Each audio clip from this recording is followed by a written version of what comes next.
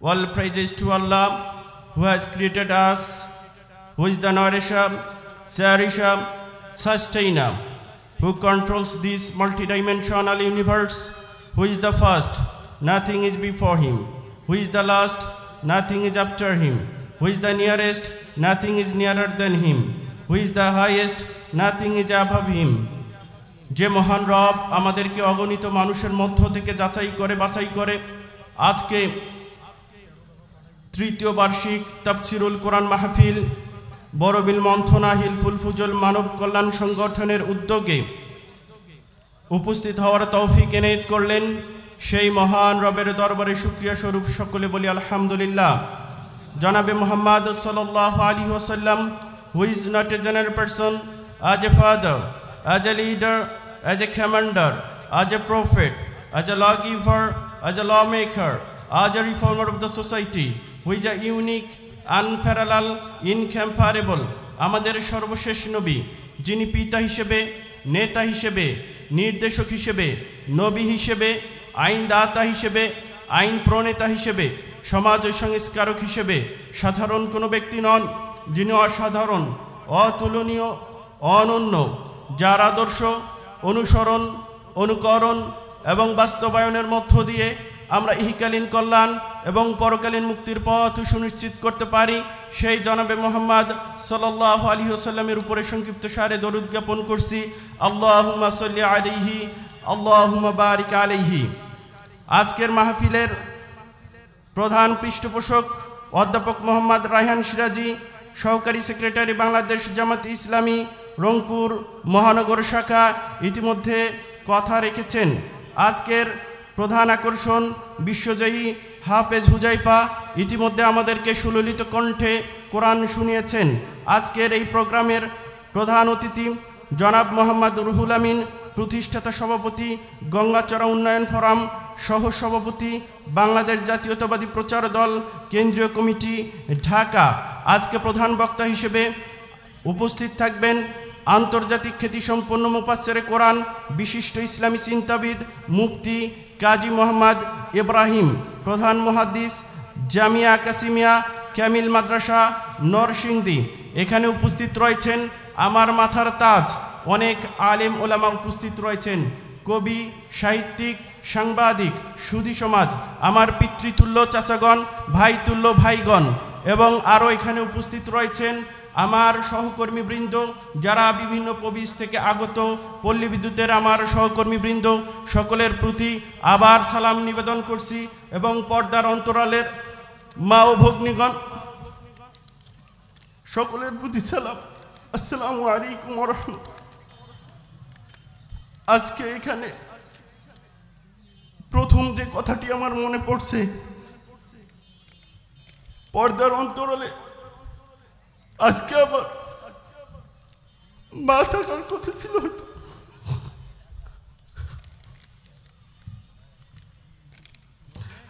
রব্বির হামহুমা কামা রব্বায়ানি সগীরা।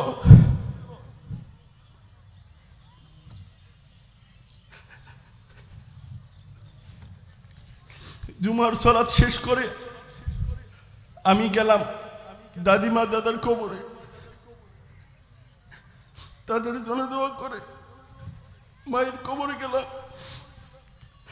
আসার সময় দেখলাম দুদিন আগেই মৃত্যুবরণ করেছে এখানকার একজন হাসারুল চাচা।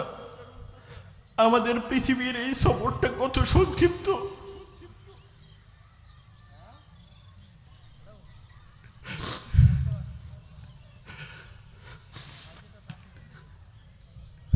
আমার নানি এখনো বেঁচে আছেন,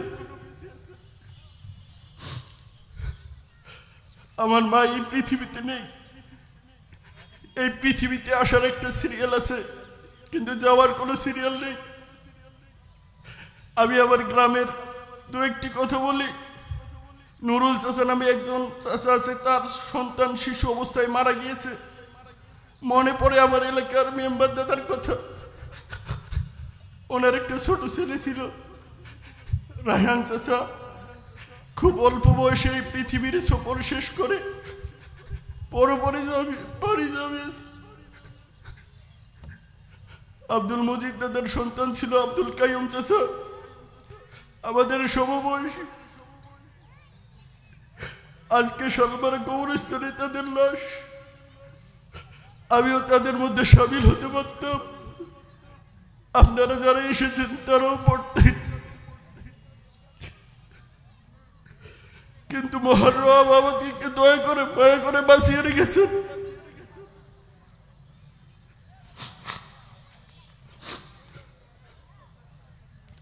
আমরা আমাদের জীবনটা কিভাবে কাটাচ্ছি,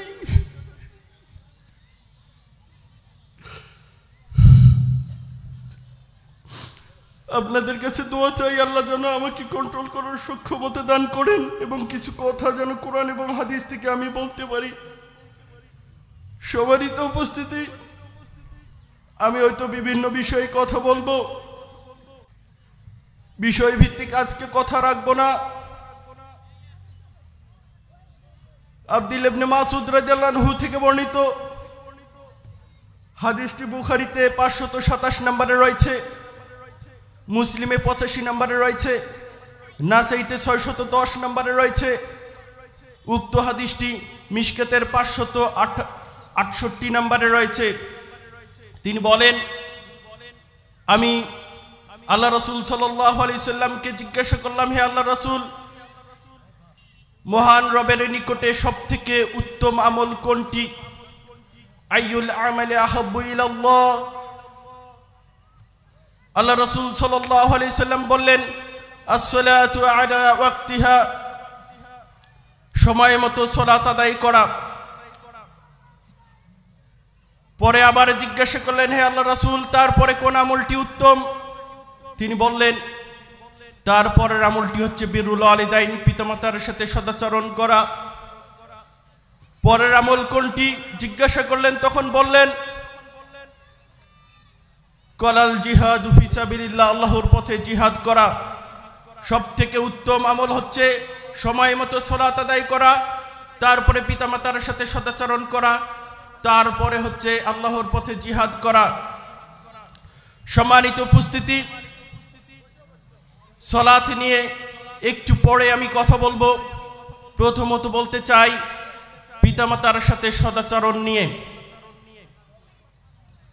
বুখারীর 5971 নম্বর হাদিস, ইবনে মাজাহর 2706 নম্বর হাদিস, যে হাদিসটি আবু দাউদের 5139 নম্বরে রয়েছে। উক্ত হাদিসটি মিশকাতুল মাসাবির 4911 নম্বরে রয়েছে। আবু হুরায়রা রাদিয়াল্লাহু আনহু এসে বললেন যে একজন ব্যক্তি আল্লাহ রাসূল সাল্লাল্লাহু আলাইহি সাল্লামকে জিজ্ঞাসা করলেন, ইয়া রাসূলুল্লাহ, মান আহাক্কু বিহুসনি সাহাবাতি, আমার নিকট থেকে সবথেকে উত্তম আমল পাবে, সবথেকে উত্তম আমল পাওয়ার অগ্রাধিকার কে? তখন আল্লাহ রাসূল সাল্লাল্লাহু আলাইহি সাল্লাম বললেন, উম্মুকা, তোমার মা। দ্বিতীয়বার যখন জিজ্ঞাসা করলেন তখনও বললেন তোমার মা। তৃতীয়বার যখন জিজ্ঞাসা করলেন তখনও বললেন তোমার মা। চতুর্থবার যখন জিজ্ঞাসা করলেন তখন আল্লাহ রাসূল সাল্লাল্লাহু আলাইহি সাল্লাম বললেন তোমার বাবা। তার মানে মায়ের অগ্রাধিকার অনেক বেশি। সম্মানিত উপস্থিতি, আমি আপনাদেরকে একটি ঘটনা শোনাতে চাই, সৌদি আরবের ঘটনা। সৌদি আরবের একটি আদালত প্রাঙ্গণ রয়েছে। সেই আদালতে একজন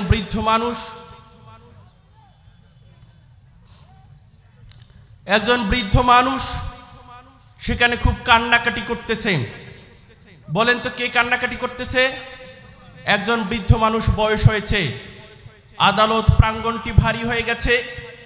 আশেপাশের লোকজন তাকে জিজ্ঞাসা করলো, আপনি এত কান্না করছেন কেন? তিনি উত্তর দিলেন যে আমি হেরে গেলাম। কি জন্য তিনি হেরে গেলেন? ঘটনাটা কি শুনতে চান? সম্মানিত উপস্থিতি, উনি ছিলেন বড় ভাই, ওনার কাছে ওনার মা থাকতো দীর্ঘদিন থেকে।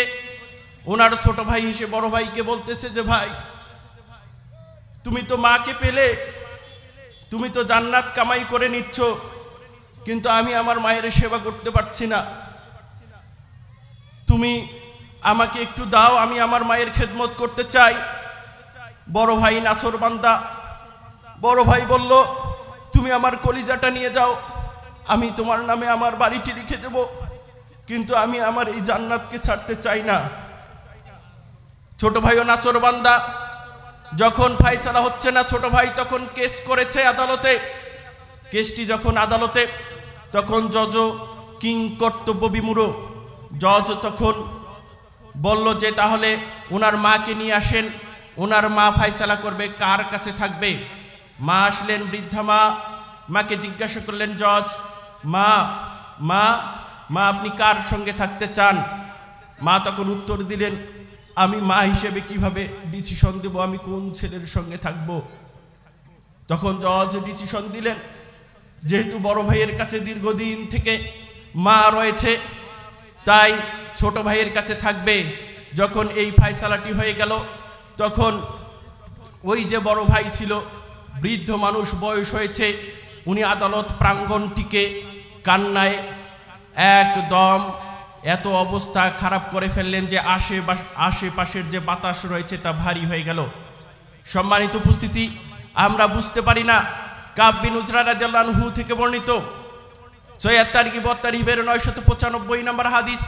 এই হাদিসের মধ্যে 3টা ঘটনা রয়েছে। আল্লাহ রাসূল সাল্লাল্লাহু আলাইহি সাল্লাম সাহাবায়ে কেরামদের মিম্বার উপস্থিত করতে বললেন। সাহাবায়ে কেরাম মিম্বার উপস্থিত করলেন। আমরা যে মিম্বারে দাঁড়িয়ে খুতবা দেই মসজিদে, 3টা সিঁড়িতে উঠলেন। আল্লাহ রাসূল সাল্লাল্লাহু আলাইহি সাল্লাম 3 বার করে বললেন, আমিন আমিন আমিন।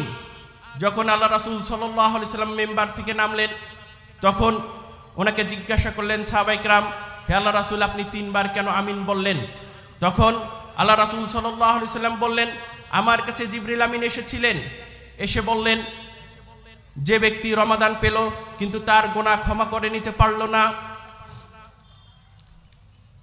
ওই ব্যক্তি আল্লাহর রহমত থেকে বঞ্চিত হোক। এ ব্যাপারে আল্লাহ রাসূল সাল্লাল্লাহু আলাইহি সাল্লাম বলেছেন, আমিন।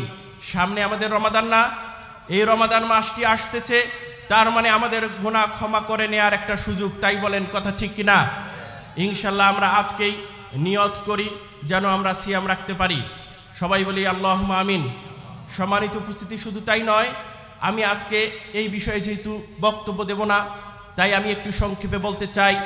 আপনি যদি আল্লাহর পথে সিয়াম রাখেন, একটা সিয়াম, মিশকাতের 2064 নম্বর হাদিস, একটা সিয়াম যদি রাখেন, তাহলে আল্লাহ তাআলা আপনার এবং জাহান্নামের মাঝে একটি গর্ত খনন করবেন, যে গর্ত তার দূরত্ব হচ্ছে আসমান এবং জমিনের দূরত্বের সমান। সুবহানাল্লাহ বলবেন না? অন্য অনেক হাদিস সহিহ তারগিব ওয়াত তারহিবের 987, 988, 990 নম্বর হাদিস থেকে বোঝা যায়, ওই ব্যক্তিকে জাহান্নাম থেকে 70 বছরের পথ দূরত্বে রাখবেন, ওই ব্যক্তিকে জাহান্নাম থেকে 100 বছরের পথ দূরত্বে রাখবেন। অর্থাৎ সিয়াম রাখলে কাউকে সওয়াব দেওয়া হয় না। সিয়াম রাখলে কি করা হয় না বলেন তো দেখি? একটা নেকি পাবেন না, 1000 কোটি তাও পাবেন না। তবে সিয়ামের ফজিলত হচ্ছে জাহান্নাম থেকে আপনাকে দূরে রাখবেন। সিয়ামের ফজিলত হচ্ছে আপনার সরাসরি জান্নাত। সুবহানাল্লাহ বলবেন না? সিয়ামের ফজিলত কি বলেন তো দেখি? সরাসরি জান্নাত। আসিয়ামু জুন্নাতুন, সিয়ামটা হচ্ছে জাহান্নাম থেকে বাঁচার ঢাল স্বরূপ। সম্মানিত উপস্থিতি, ওই যে বলছিলাম, জিবরাইল আমিন এসে বললেন আল্লাহ রাসূল সাল্লাল্লাহু আলাইহি সাল্লামকে, যে ব্যক্তি রমাদান পেল কিন্তু নিজের গুনাহ ক্ষমা করে নিতে পারল না, সে আল্লাহর রহমত থেকে বঞ্চিত হোক। এ ব্যাপারে আল্লাহ রাসূল সাল্লাল্লাহু আলাইহি সাল্লাম বলেছেন, আমিন। দ্বিতীয় কথাটি বললেন, যে ব্যক্তির সামনে তোমার নাম উচ্চারিত হলো, অর্থাৎ হযরত মুহাম্মদ সাল্লাল্লাহু আলাইহি সাল্লামের নাম উচ্চারিত হলো কিন্তু তার উপরে দরুদ জ্ঞাপন করলো না, সে ব্যক্তি আল্লাহর রহমত থেকে বঞ্চিত হোক, সে ব্যক্তি ধ্বংস হোক। এ ব্যাপারে আল্লাহ রাসূল সাল্লাল্লাহু আলাইহি সাল্লাম বলেছেন, আমিন। অর্থাৎ আমি যতবার বলবো ক্বালা রাসূলুল্লাহি সাল্লাল্লাহু আলাইহি ওয়াসাল্লাম, প্রত্যেককেই সাল্লাল্লাহু আলাইহি ওয়াসাল্লাম বলতে হবে। কথা কি আপনারা বুঝতেছেন? সম্মানিত উপস্থিতি, 3 নম্বরে বললেন জিবরাইল আমিন, যে ব্যক্তি বৃদ্ধ একজন পিতা অথবা মাতা অথবা উভয়কে বৃদ্ধাবস্থায় পেল কিন্তু জান্নাত লাভ করতে পারল না, ওই ব্যক্তি আল্লাহর রহমত থেকে বঞ্চিত হোক, ধ্বংস হোক। এ ব্যাপারে আল্লাহ রাসূল সাল্লাল্লাহু আলাইহি সাল্লাম বলেছেন, আমিন। কথা কি সবার ক্লিয়ার? তার মানে আপনি আপনার পিতাকে একজন বৃদ্ধাবস্থায় পেয়েছেন অথবা মাতাকে বৃদ্ধাবস্থায় পেয়েছেন অথবা উভয়কেই পেয়েছেন, তার মানে আপনি কি পাবেন? জান্নাত পাবেন। কি পাবেন? জান্নাত পাবেন। সম্মানিত উপস্থিতি, সহিহুল মুসলিমের 2551 নম্বর হাদিস, যে হাদিসটি সহিহুল জামিতে 3511 নম্বরে রয়েছে, উক্ত হাদিসটি মিশকাতের 4912 নম্বরে রয়েছে। আবু হুরায়রা রাদিয়াল্লাহু আনহু থেকে বর্ণিত, আল্লাহ রাসূল সাল্লাল্লাহু আলাইহি সাল্লাম বললেন যে রগিমা আনফু সুম্মা রগিমা আনফু সুম্মা রগিমা আনফু, ওই ব্যক্তির নাক ধুলাই মলিন হোক, ওই ব্যক্তির নাক ধুলাই মলিন হোক, ওই ব্যক্তির নাক ধুলাই মলিন হোক, অর্থাৎ সে অপমান হোক, অপদস্থ হোক, লাঞ্ছিত হোক। কোন ব্যক্তি শুনতে চান? রাসূল সাল্লাল্লাহু আলাইহি সাল্লামকে প্রশ্ন করা হলো, আল্লাহ রাসূল, কোন ব্যক্তি অপমানিত হোক, বঞ্চিত হোক, লাঞ্ছিত হোক? তখন আল্লাহ রাসূল সাল্লাল্লাহু আলাইহি সাল্লাম বললেন, এই কথাটি বললেন আল্লাহ রাসূল সাল্লাল্লাহু আলাইহি সাল্লাম, যে ব্যক্তি তার পিতা অথবা মাতাকে, উভয়কে অথবা একজনকে বৃদ্ধাবস্থায় পেল, ফালাম ইয়াদখুলিল জান্নাহ, অথচ সে জান্নাত লাভ করতে পারলো না, জান্নাতে প্রবেশ করতে পারলো না। হে যুবক ভাইরা, আমি তোমাকে এখানে বলতে চাই, আমি সহ সকলের জন্য নাসিহা, আমার যদি পিতা বেঁচে থাকে অথবা যদি আমার মাতা বেঁচে থাকে, তার মানে আমার জান্নাত লাভ করা সহজ। কথা বলেন ঠিক কিনা? হে যুবকরা, একটু যুবকদের হাতগুলো দেখতে চাই, সব যুবকের হাত। হে আল্লাহ, আমরা এই যুবকের হাতগুলোকে দেখতে চাই। পিতামাতা যে রয়েছে, আপনি ততটুকু পর্যন্ত ইনকাম করবেন যতটুকু ইনকাম করলে পিতা অথবা মাতা অথবা উভয়কে নিয়ে একসঙ্গে খাওয়া যায়। আল্লাহ তাআলা সেই তৌফিক দান করুক, সবাই বলি আল্লাহুম্মা আমিন। সম্মানিত উপস্থিতি, আর একটি কথা, হাতগুলো নামান, কষ্ট হয়ে যাচ্ছে, হাতগুলো নামান। সম্মানিত উপস্থিতি, পিতামাতা কি জিনিস? তার মানে পিতামাতা আছে মানে আমি জান্নাত পেতে পারবো। পিতামাতা আছে মানে কি করতে পারবো বলেন তো দেখি? জান্নাত পেতে পারবো। আপনি যদি মাছ দিয়ে না খেয়ে, আপনি যদি শাকসবজি দিয়ে খান, আপনার পিতামাতাকে যদি খাওয়ান, আমি বলতেছি আপনি 6 মাস পর মাছ মাংস খাওয়ার মতো ইনকাম বা উপার্জন করবেন ইনশাআল্লাহ। কারণ ওই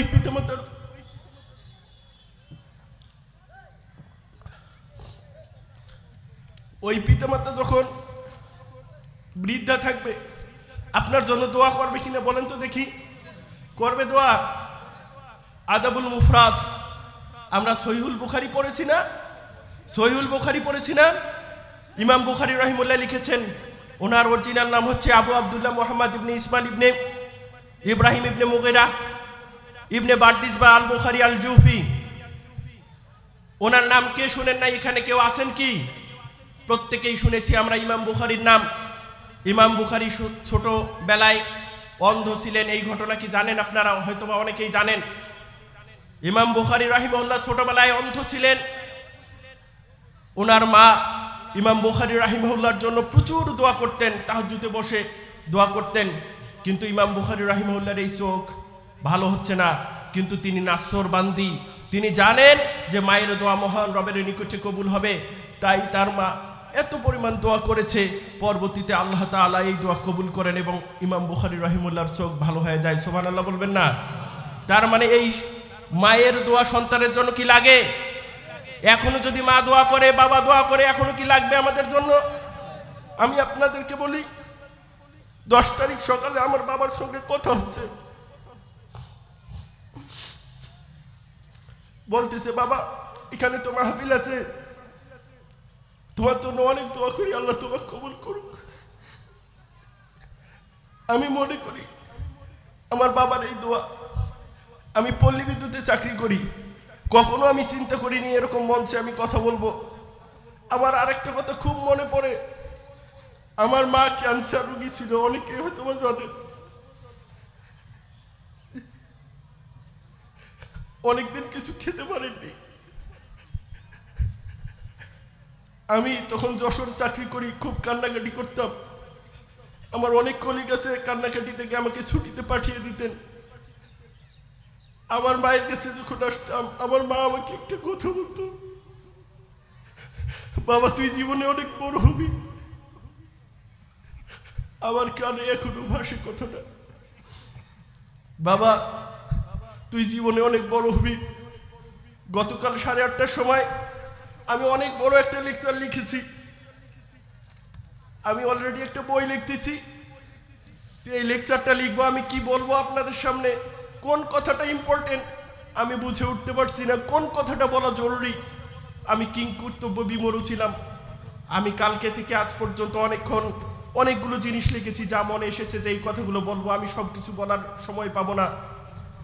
তবে আপনারা যদি যে কথাগুলো বলবো এখান থেকে শিক্ষা নেন, তারপরে আমাদের জীবন পরিবর্তন হতে পারে ইনশাআল্লাহ। তো গতকালকে আমাকে 8:30টার দিকে আমাকে একজন ফোন দিয়েছে, এক হিন্দু ভাই আমাকে বলতেছে উনি কালিমা শাহাদা পড়বেন। আল্লাহু আকবার বলবেন না? আমার মতো একজন মানুষকে ফোন দিয়ে বলতেছে, আল্লাহি, আল্লাহর কসম করে বলছি, আমাকে ফোন দিয়েছে। যে বিষয়গুলো সমস্যা হয়, যে আমার পিতামাতাকে তো অনেকেই লাঞ্ছিত করবে, বঞ্চিত করবে, এই কথাগুলো আমার সঙ্গে শেয়ার করলেন। আমি অনেকক্ষণ ধরে বুঝেছি এবং বলেছি যে আমি আপনার জন্য প্রাণ খুলে, মন খুলে আজকে দোয়া করব। আমি দোয়া করেছি, আশা করা যায় খুব শীঘ্রই। আমি তখনই বলেছিলাম এখনই আপনি শাহাদাত পাঠ করেন, যদি সকাল হয়ে যায়, আপনি যদি আপনার ঘুমটা না ভাঙে, আপনি যদি মৃত্যুবরণ করেন, কিন্তু এখন শাহাদা আপনি পাঠ করেন, আপনার যদি ঘুম না ভাঙে ইনশাআল্লাহ আপনি জান্নাত পাবেন। কথা বলেন ঠিক কিনা? আমার কাছে 2-1 দিন সময় চেয়েছে। আমি বলেছি ঠিক আছে, আমি ওনাকে তো বলেছি, আর ওনার জন্য আমি মহান রবের নিকটে দোয়া করতেছি। সকলেই তার জন্য দোয়া করি, আল্লাহ তাআলা তাকে আমাদের মুসলিম হিসেবে কবুল করুন। সবাই বলি আল্লাহুম্মা আমিন। যে কথা বলতেছিলাম, মায়ের দোয়া। হাফেজ হুজাইফাকে দেখতেছেন আপনারা? হাফেজ হুজাইফাকে, ওনার বাবার সঙ্গে আমার কথা হয়েছে, মনিরুজ্জামান নাম ওনার, হাফিজাহুল্লাহ, আল্লাহ হেফাজত করুন। কিছুক্ষণ আগে কথা হয়েছে, আমাকে বলল আমি এত কান্না করেছি, এত দোয়া করেছি আমার ছেলের জন্য। আমি মনে করি অকপটে স্বীকার করবে আমার এই খুদে বিশ্ব যে হাফেজ হুজাইফা, ছোট ভাই, স্নেহের ছোট ভাই, সে অবশ্যই আমার মনে হয় অকপটে স্বীকার করবে যে এটা পিতামাতার দোয়া। কারণ অনেকেই তেলাওয়াত করতে পারে কিন্তু বিশ্ব জয় করতে পারে। সম্মানিত উপস্থিতি, পিতামাতার দোয়া নেব, এখান থেকে আমাদের অনেক কিছু শিক্ষার আছে। আমি এখান থেকে একটু যেতে চাই। পিতামাতার 3 শ্রেণীর ব্যক্তির দোয়া হচ্ছে মুস্তাজাবাতুন লাহুন্না। আদাবুল মুফরাদ যে হাদিসটি বলতে চেয়েছিলাম 32 নম্বরে এসেছে, আবু হুরায়রা রাদিয়াল্লাহু আনহু থেকে বর্ণিত। তিনি বলেন, আল্লাহ রাসূল সাল্লাল্লাহু আলাইহি ওয়াসাল্লাম বলেছেন, সালাসুন দাওয়াতিন মুস্তাজাবাতুন লাহুন্না ওয়ালা শাক্কা ফিহিন্না। 3 শ্রেণীর ব্যক্তির দোয়া কবুল হয়, এতে কোনো সন্দেহ নেই। এতে কোনো কি নেই? সন্দেহ নেই। দাওয়াতুল মাজলুম ওয়া দাওয়াতুল মুসাফির। মাজলুম ব্যক্তির দোয়া, অনেকের আমাদের ইসলামী দল আছে, এই দলটি মাজলুম ছিল। অনেকেই এই দলের অনেক লোক রয়েছে যারা তাহাজ্জুদে কেটেছে, যারা আল্লাহর কাছে দোয়া করেছে। কথা বলেন ঠিক কিনা?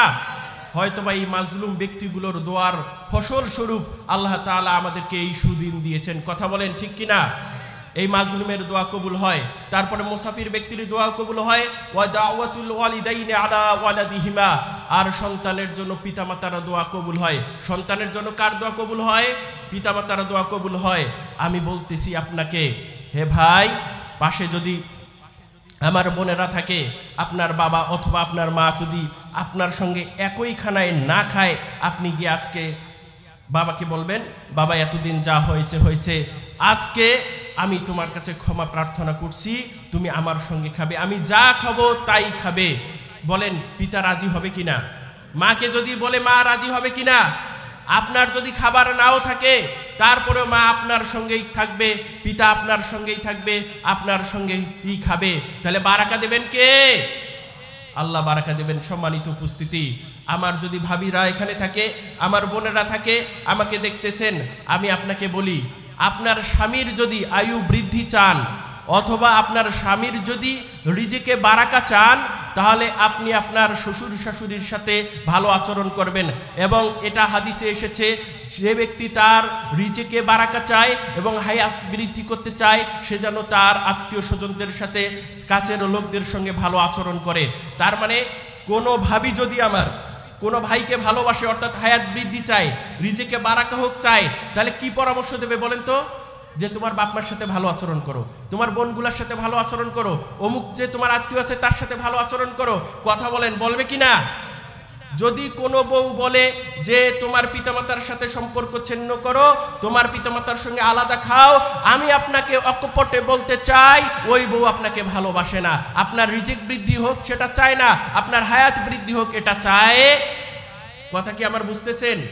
আমার বোনেরা যারা ভাবিরা রয়েছেন একটু মনোযোগ সহকারে কথাগুলো শুনুন।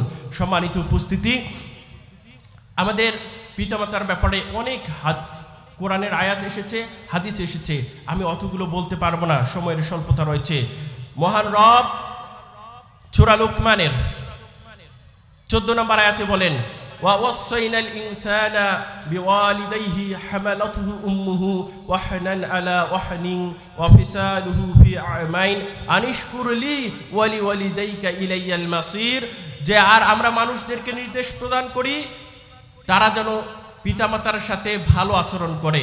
কার সঙ্গে ভালো আচরণ করবে বলেন তো দেখি? পিতামাতার সঙ্গে ভালো আচরণ করে। পিতামাতার সঙ্গে ভালো আচরণ করার কথা বলা হয়েছে কারণ তার মা কষ্টের পর কষ্ট করে তাকে গর্ভে ধারণ করেছে। কোথায় ধারণ করেছে বলেন তো দেখি? গর্ভে ধারণ করেছে। আপনাকে আমি বলি, মায়ের কেন এত কদর? পুরুষ মানুষকে যদি বলা হয় 4 কেজি বা 5 কেজি একটা বাচ্চা ডেলিভারি করে, আপনি 4 কেজি এই যে ওজন 3 মাস নিয়ে বের হন তো আমরা পারবো? আমাদের জন্য কষ্টকর না? আমরা পারবো না। এই মা কষ্টের পর কষ্ট করে গর্ভে ধারণ করেছে। মহান রব বলেন যে তোমরা আমার কৃতজ্ঞতা প্রকাশ করো এবং তোমার পিতামাতার কৃতজ্ঞতা প্রকাশ করো। ইলাইয়াল মাসির, আর আমার দিকেই তোমাদেরকে প্রত্যাবর্তন করতে হবে। সম্মানিত উপস্থিতি, সূরা বানী ইসরাঈলের 23 এবং 24 নম্বর আয়াত আরো কঠিন আয়াত। এখানে যেভাবে বলা হয়েছে ওয়াকাদা রাব্বুকা আল্লা তা'বুদু ইল্লা ইয়্যাহু ওয়া বিল ওয়ালিদাইনি ইহসানা, আর তোমার রব তোমার প্রতিপালক তোমাকে নির্দেশ প্রদান করে যে আল্লাহ তাআলা ছাড়া অন্য কারোর ইবাদত করো না, আর পিতামাতার সাথে কি করো? ভালো আচরণ করো। ইম্মা ইয়াবলুগান্না ইনদাকাল কিবারা আহাদুহুমা আও কিলাহুমা فلا تقل لهما أف ولا تنهرهما وقل لهما قولا كريما واخفض لهما جناح الذل من الرحمة وقل رب ارحمهما كما ربياني صغيرا। সকলেই বলি রব্বি রহমহুমা, সকলেই। সম্মানিত উপস্থিতি, অত্র দুটি আয়াত দ্বারা স্পষ্ট বোঝা যায় যে যখন তোমাদের পিতামাতার একজন অথবা উভয়ই তোমাদের নিকটে বার্ধক্যে উপনীত হবে, তাদের সঙ্গে শব্দটিও করিও না, তাদেরকে ধমক দিও না, তাদের সঙ্গে সম্মানসূচক শব্দে কথা বলো, তাদের জন্য তোমার রহমতের বাহুডোর বাড়িয়ে দাও। আর তারা মৃত্যুবরণ যদি করে তাদের জন্য দোয়া করো রব্বি রহমহুমা কামা রব্বায়ানি সগীরা, হে আমার প্রতিপালক তুমি আমার পিতামাতাকে সেভাবেই দেখভাল করো যেভাবে তারা আমাকে ছোটবেলায় দেখভাল করেছিল। কথা বলেন, আমরা সকলেই দোয়া করব তো? এখন এই দোয়া যদি আপনি করেন এটা কিন্তু কবুল হয়ে যাবে। আমি একটা ছোট্ট জায়গার কথা বলি, আমরা প্রতিদিন এই দোয়া করতে পারবো। প্রতিদিন কি করতে পারবো বলেন তো দেখি? এই দোয়া করতে পারবো। আমরা যে সুন্নত সালাত পড়ি অথবা ফরজ সালাত পড়ি, আমাদের যে শেষ বৈঠক রয়েছে শেষ বৈঠকে এই দোয়াটি ফিক্সড করে নেব। শেষ বৈঠকে কি করব বলেন তো দেখি? এই দোয়াটি ফিক্সড করে নেব। সবাই বলি ইনশাআল্লাহ, তাহলে দোয়া হয়ে যাবে। সম্মানিত উপস্থিতি, আমি একটু আপনাদেরকে বলতে চাই, সূরা মুদ্দাসসিরের 43-44 নম্বরের দিকে এসেছে যে যখন জান্নাতে জান্নাতীরা থাকবে তখন তারা পরস্পরকে জিজ্ঞাসা করবে মা সালাকাকুম ফি সাকর ক্বালু লাম নাকু মিনাল মুসাল্লিন। তারা জিজ্ঞাসা করবে কিসে তোমাদেরকে সাকার নামক দোজকে নিয়ে এসেছে, জাহান্নামে নিয়ে এসেছে। তখন জাহান্নামের অধিবাসীরা যারা সাকার নামক দোজকে রয়েছে তারা বলবে লাম নাকু মিনাল মুসাল্লিন, আমরা পৃথিবীতে সালাত আদায়কারী ছিলাম না। কি ছিলাম না বলেন তো দেখি? সালাত আদায়কারী ছিলাম না। আমি আপনাদের জ্ঞাতার্থে একটি কবিতা বলতে চাই, শুনবেন? কবিতাটি লিখেছে আমাদের গঙ্গাচড়ের কৃতি সন্তান আব্দুল্লাহ আল সুমন। কে লিখেছেন বলেন তো দেখি? আব্দুল্লাহ আল সুমন এই কবিতাটি লিখেছেন। তার বাড়ি হচ্ছে গোডাউনের হাট। ছেলেটি এখন অটোরিকশা, সম্ভবত স্ট্রিট ফাস্টের এখন ড্রাইভার, কিন্তু তার লেখনী কেমন একটু দেখেন। কবিতাটির নাম হচ্ছে অশক্য মনোরথ। মৌন গভীর বিভাতে উৎকণ্ঠ আমাকে নিয়ে যাবে অন্তিম কালের ভেলা, উৎকণ্ঠিতই সঙ্গীন শঙ্কিত আধারে কোমল হয়ে শয্যায় পরিপরা ত্যাগ করে। আমি খোলাসা দর্শাই নিধন হলে তামাম নিষ্ফল, অবিনাশীর তরে যাহা করিব তাহাই হবে আসল। নিশ্চিহ্ন হয়ে যাব না থাকিলে মহৎ অবদান, বসুধাই সবানক বুলন্দ সবানক সম্মান। আমি নিথুই শার্দুল হব দুর্লভ চিনিব, মন মিনিয়ে দামালাস ছুটব দেশে দেশান্তর, হুড়মুড়িয়ে চলবো আমি দেশের হব অলঙ্কার। মর্ম বলে তামাম বটে আমি তো শার্দুল জ্ঞানী, এমনই ভেবে কখন শুকতে গিয়েছি তাও না জানি। এই স্পৃহাকে বিভাতে চারু বলেছি প্রভাতে কই বোকা, কারণ নিথুই ভেবে যাই কর্মের নাই দেখা। বৃথা বিনাশের শঙ্কা করি নামাজ পড়ি না কো, হায় রে অদৃষ্ট তুই অনিষ্ট তোর কল্যাণ হবে না কো। অশক্য মনোরথের করি না বাজে বন্দনা, সেই সিদ্ধি লাভ করুক যার আছে কটু সাধনা। আমার যারা শিক্ষিত ভাই রয়েছেন এখানে, তারা এই কবিতাটির অর্থ অনেকেই হয়তো বা বুঝতে পেরেছেন। আমি সংক্ষেপে দু একটি কথা বলি। এখানে এমন কোন লোক আছেন শুধু তিনি হাতটা উঠাবেন, জীবনে আপনার মনে হয়নি যে আমি মারা যাব, মারা গেলে কবরে যাব, এরকম কারণ মনে হয়নি? এরকম লোক থাকলে শুধু তিনি উঠাবেন। আছে এমন কেউ? আপনি মারা যাবেন, কবরে রাখা হবে, আপনার এই কথাটি স্মরণ হয়নি কোনোদিনও, এরকম আছেন নাকি কেউ? তার মানে সকলেরই স্মরণ হয় যে আমাকে মারা যেতে হবে। শেষকালের যে খাটলি রয়েছে, এই শেষকালের খাটলিটা আমাকে নিয়ে যাবে। কোথায় নিয়ে যাবে বলেন তো দেখি? শেষকালের খাটলি আমাকে নিয়ে যাবে। আমাদের আরেক শ্রেণীর লোক বলবো আমি সালাত শুরু করব এই রমাদান থেকে, এই রমাদান থেকে 5 ওয়াক্ত সালাত শুরু করব, এরকম লোক আছেন যে মনে হয়নি? আছেন? আমার মনে হয় প্রত্যেক লোক আছে যারা চিন্তা করে এতদিন আমি 5 ওয়াক্ত সালাত পড়ি না, আমি এই রমাদান মাসে এসেছে, রমাদান মাসে আমি সিয়াম পালন করব, 5 ওয়াক্ত সালাত আদায় করব আর সারা বছর পড়ব। কথা বলেন ঠিক কিনা? আছেন না অনেকেই? অনেকে মানে একজনও নাই যে এই চিন্তাটা করে নেই, যারা বেনামাজি। আর যারা পড়ে তো তারা পড়েই। আচ্ছা, আর একটা কথা বলি, শুক্রবারের নামাজ পড়ে 5 ওয়াক্ত সালাত শুরু করব, এরকম মনে হয় নাই কার? আছেন কেউ? হাত তুলবেন শুধু তারা। তার মানে প্রত্যেকের মনে হয়েছে যে কোনো না কোনো একদিন আমি যেহেতু নামাজ পড়ি না, এই শুক্রবারের নামাজটা আমি শেষ করব, করে আমি 5 ওয়াক্ত সালাত আদায় করব। এই রমাদান মাস এসেছে, 5 ওয়াক্ত সালাত ধরবো আর ছাড়বো না। এরকম বিড়ি, সিগারেট, জর্দাগুল এগুলোর ক্ষেত্রেও অনেকের মনে হয়, হয় কিনা বলেন তো? শুধু তাই নয়, যারা ছাত্র আছে, মেসে থাকে বা কোথাও রয়েছে, এরকম ব্যক্তি যদি থাকে তাহলে মেসে থাকাকালীন অবস্থায় চিন্তা করে যে পড়াশোনা তো হচ্ছে না, এই শুক্রবারে নামাজও শুরু করব, পড়াশোনাটাও শুরু করব। কথা বলেন ঠিক কিনা? এরকম কোন ছাত্র আছে নাকি এরকম চিন্তা ভাবনা করে নাই জীবনে? এটার নাম হচ্ছে অশক্ত মনোরথ, মানে দুর্বল ইচ্ছা।